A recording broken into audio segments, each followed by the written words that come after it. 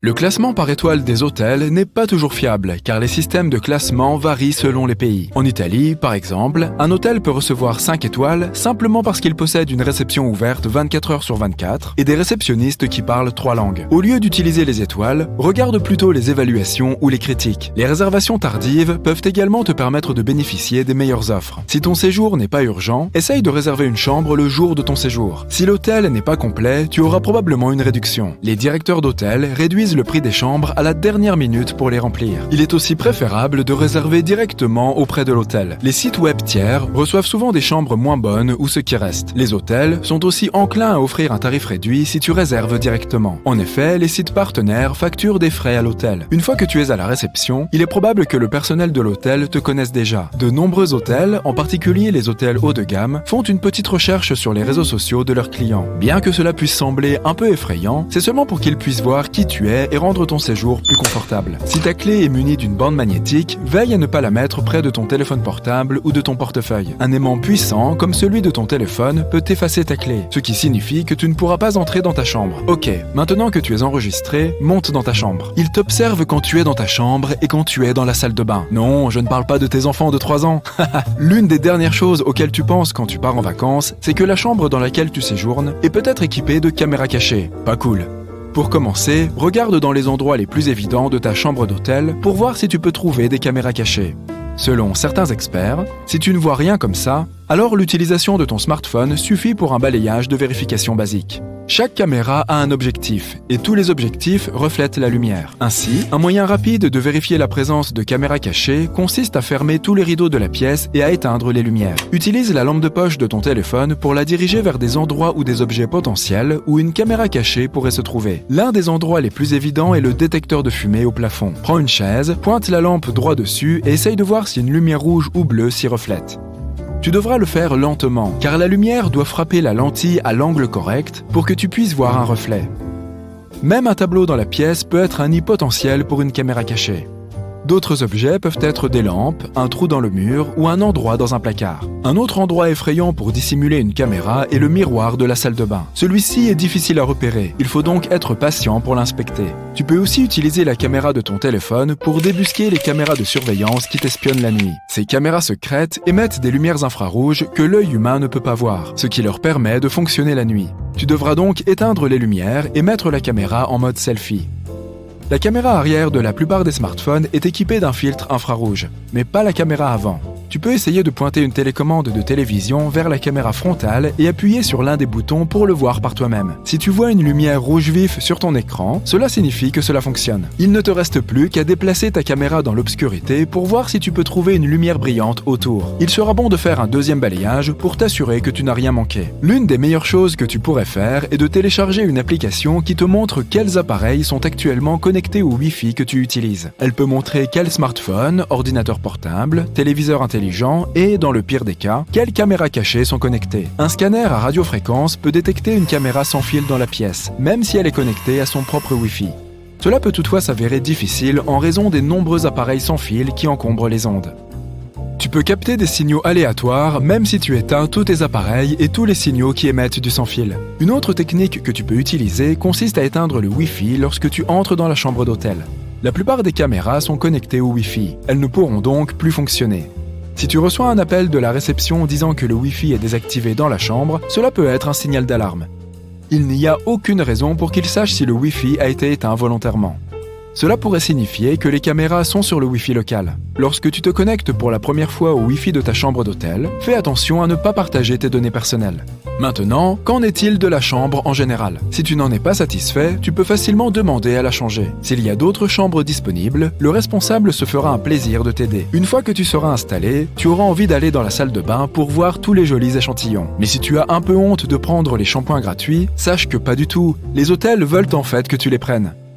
Les articles portent le logo de l'hôtel, donc tu leur fais de la publicité gratuite si tu les mets chez toi. En revanche, les peignoirs et les serviettes, non, c'est une autre histoire. De nombreux hôtels ajoutent désormais des puces à radiofréquence afin de pouvoir suivre les objets volés. Le dentifrice est un article que tu ne trouveras probablement pas dans la salle de bain de la chambre d'hôtel. Dans les hôtels économiques, il est souvent trop cher à commander, car il est classé dans la catégorie des fournitures médicales. Pour les hôtels de luxe, c'est le contraire. Ils ne peuvent généralement pas trouver de fabricants de dentifrice suffisamment sophistiqués pour être disponibles dans leur chambre. Tu peux aussi voir un téléphone ordinaire à côté des toilettes. Mais c'est en fait une exigence de l'AAA pour que les hôtels soient classés 4 diamants. C'est aussi un élément de sécurité. Si tu glisses sur le sol mouillé ou si tu es coincé dans les toilettes pour une raison quelconque, tu peux facilement appeler à l'aide. Prendre l'avion est devenu une routine pour beaucoup de gens. Mais même les grands voyageurs ignorent parfois ce qu'il ne faut jamais faire dans un avion. Et pour commencer, on ne se met jamais pieds nus. C'est l'une des règles d'or du voyage en avion.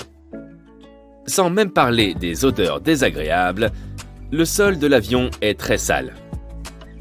Des personnes souffrant de problèmes de pieds contagieux se sont peut-être promenées pieds nus dans les allées avant toi. Et il est fort probable qu'il y ait beaucoup de saleté laissée par les passagers précédents. Et on ne parle même pas du sol des toilettes. Si tes pieds ont besoin d'un peu de liberté, enlève tes chaussures, mais garde au moins tes chaussettes, ou bien emporte une paire de pantoufles légères. N'oublie pas que l'air pressurisé de la cabine est aussi sec que celui du désert du Sahara, avec seulement 20% d'humidité. C'est pourquoi tu peux ressentir un certain inconfort au niveau de la peau après un vol. Ne serait-il pas plus judicieux d'installer des humidificateurs d'air dans la cabine ? En réalité, le poids supplémentaire coûterait trop d'argent aux compagnies aériennes. De plus, la carlingue de l'avion est principalement composée d'aluminium et d'autres métaux, et l'air humide pourrait entraîner de la corrosion. N'oublie donc pas d'emporter une crème hydratante et de l'utiliser pendant le vol.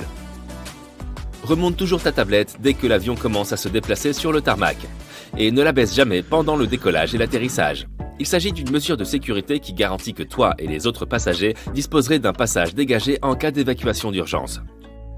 Dans le même ordre d'idée, garde ton siège en position verticale pendant le décollage et l'atterrissage. Tout d'abord, un siège incliné peut sérieusement ralentir une évacuation d'urgence car il bloque la personne assise derrière.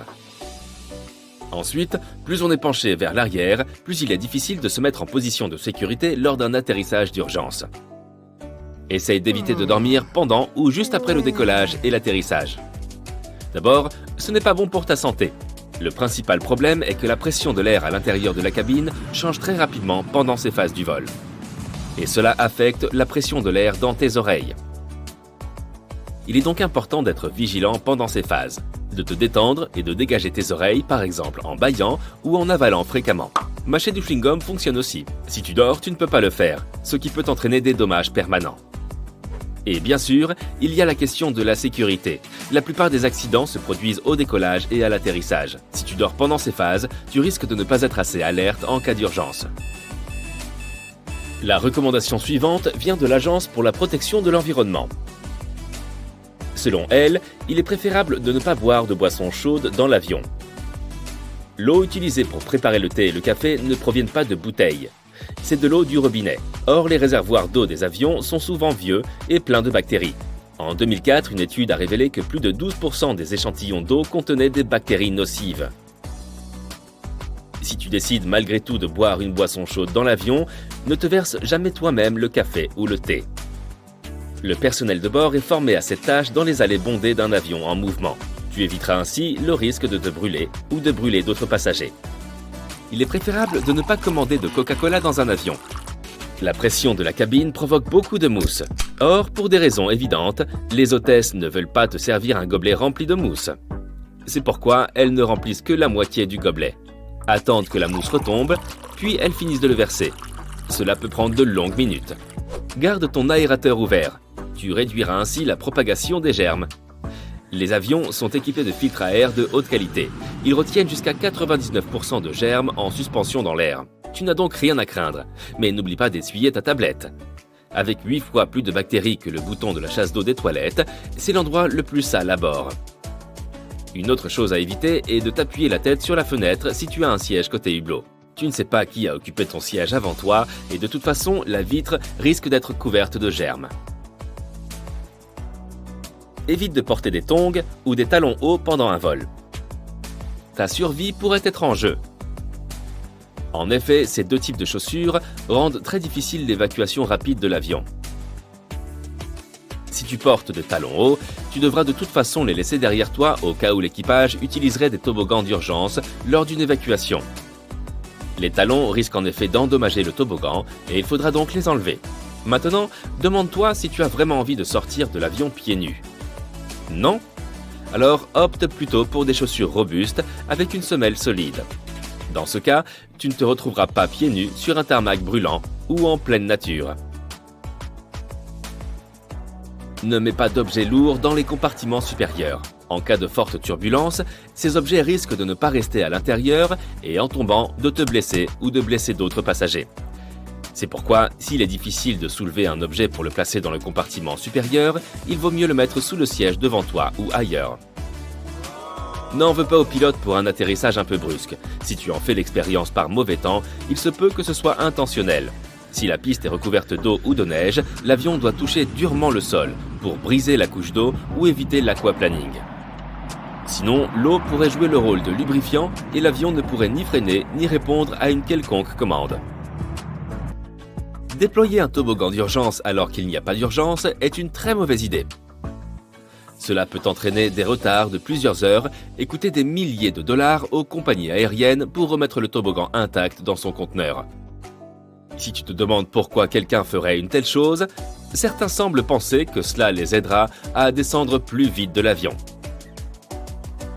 N'ignore pas les instructions du personnel d'ouvrir les stores des hublots pendant le décollage et l'atterrissage. En cas d'urgence, cela leur permettra de voir ce qui se passe à l'extérieur, d'évaluer la situation et d'agir rapidement en organisant l'évacuation.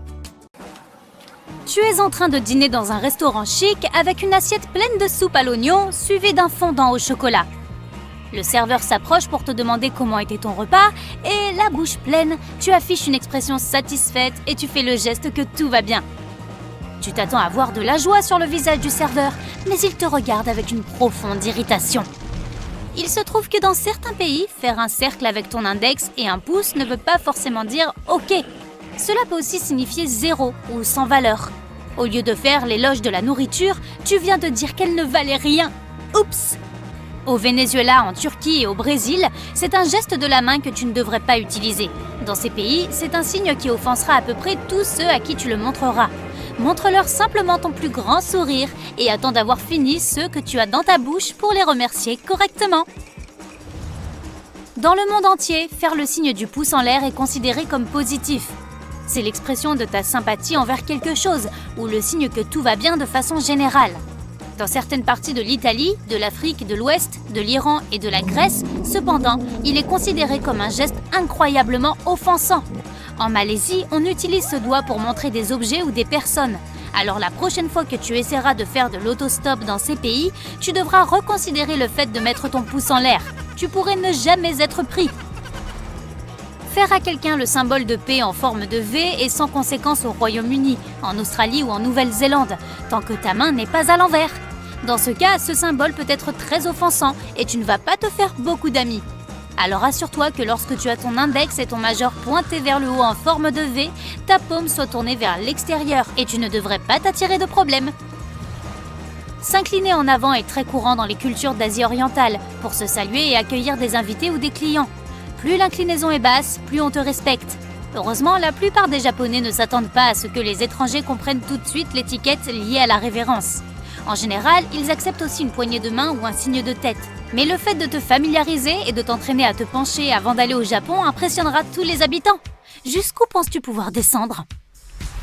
Utiliser ton index peut être considéré comme malpoli dans plusieurs pays européens, latino-américains et africains. Mais pointer du doigt est particulièrement mal vu en Chine, au Japon et en Indonésie. Ce geste peut être compris comme une accusation ou une insulte. Si tu demandes ton chemin aux Philippines, tu risques de te gratter la tête en te demandant où ils veulent en venir. C'est normal, les locaux utilisent leurs lèvres au lieu de leurs mains.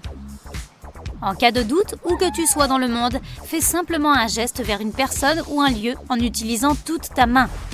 Tu pourrais penser que lever le petit doigt te donne l'air chic, mais en Chine, c'est très mal vu.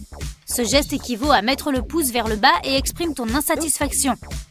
Lorsque tu prends des photos avec d'autres personnes, sois respectueux et ne fais pas de gestes obscènes avec tes mains. 2 gestes à éviter, en particulier, sont de lever ton petit doigt et de pointer quelque chose avec un objet sale, comme une fourchette ou une baguette utilisée. Il est certes amusant de manger avec des baguettes, mais tu peux offenser quelqu'un sans le vouloir si tu les poses dans le mauvais sens.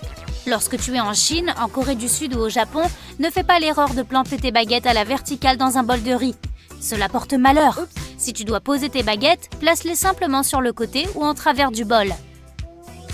De même, lorsque tu es à table en Corée du Sud ou en Chine, ne demande pas à quelqu'un de te passer un plat. Dans ces pays, tu dois être proactif et attraper la nourriture que tu désires. Et tu ne vas offenser personne si tu prends la dernière bouchée. Dans certains pays, il est acceptable de se moucher pendant le repas. Nous ne sommes pas toujours préparés à ce chatouillement soudain du nez. Mais tant que tu t'excuses et que tu te détournes, tout va bien. Sauf si tu te trouves en vacances au Japon, en Chine ou en Corée du Sud, où les piments peuvent faire couler ton nez très rapidement. Ne te mouche jamais en public. Si tu dois te dégager les narines, pense à quitter la table et à te moucher dans les toilettes ou à te cacher de tout observateur en restant silencieux. C'est considéré comme impoli et peu hygiénique pour les personnes qui t'entourent. Utilise toujours un mouchoir en papier et non en tissu et jette-le après usage. Les Fidji sont l'une des plus belles destinations du monde, regorgeant de plages magnifiques et de locaux avenants. En passant tes vacances sur cette île, ne sois pas surpris. Tu rencontreras sûrement quelques Fidjiens qui voudront te serrer la main pendant très longtemps. En effet, il est de coutume de se tenir la main pendant toute la durée de l'échange de vos salutations.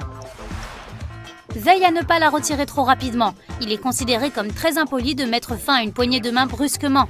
Si tu es en Inde, joins tes mains devant toi au lieu de serrer la main d'une personne. En faisant ce geste de prière avec tes mains, incline légèrement la tête vers le bas et salue la personne d'un simple namasté, les mains près de ta poitrine.